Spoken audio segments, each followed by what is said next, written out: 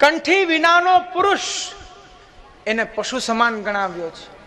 શ્રી ગોપીનાથ ચરણ સાધન દીપિકામાં આજ્ઞા કરે છે કે એને પુષ્ટિ ભક્તિ માર્ગના વેશમાં રુચિ હોવી જોઈએ, ધોતીબંડી પહેરવા ગમવા જોઈએ.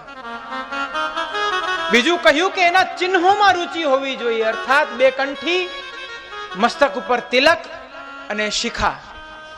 ત્યાર પછી કહ્યું કે એને ભગવાનમાં પરમ આસક્તિ અને દૃઢ વિશ્વાસ હોવો જોઈએ.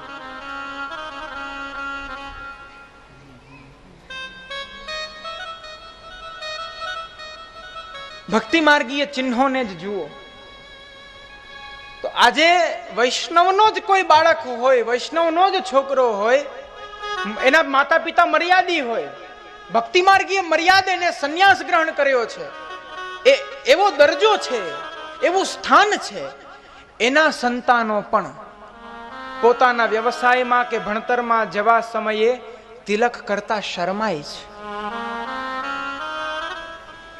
તિલક કરતા શરમાય છે. શું તમે તમારા ભગવાનના ચરણ ચિહ્નને મસ્તક ઉપર લગાડતા શરમાવો છો? શું આપણા ભગવાન કઈ એટલા હીન છે? શિખા રાખતા આપણે સૌ શરમાઈએ છીએ. આજના સમયમાં પહેલા તો હિન્દુ માત્ર શિખા રાખતા, આજે કદાચ કોઈને શિખા અર્થાત ચોટી, કદાચ કોઈની આપણે શિખા જોઈને એટલે પેલો પ્રશ્ન આ કરીએ, બ્રાહ્મણ લાગો છો? તો કેમ બ્રાહ્મણ હોય એ જ શિખા રાખે? હિન્દુ માત્ર શિખા રાખી શકે.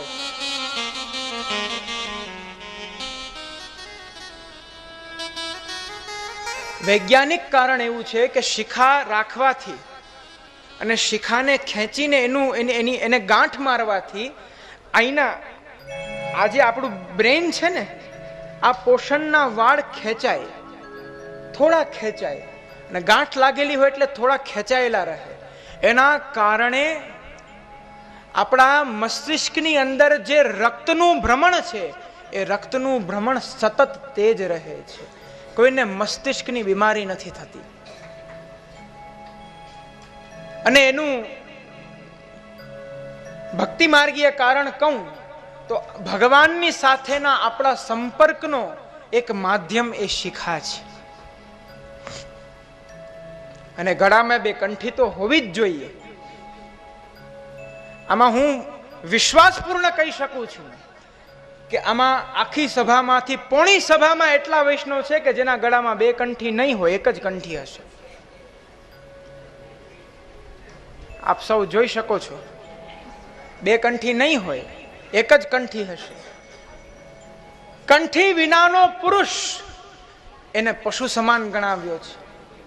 યત્કંઠ પદ્મ પુરાણ કહે છે, યત્કંઠે તુલસી નાસ્તિ તે નરા મૂઢ માનસાહા.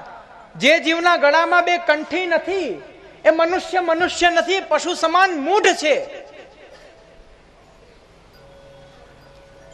તસ્માત સર્વેષુ કાર્યેષુ ધાર્યા તુલસી માલિકા.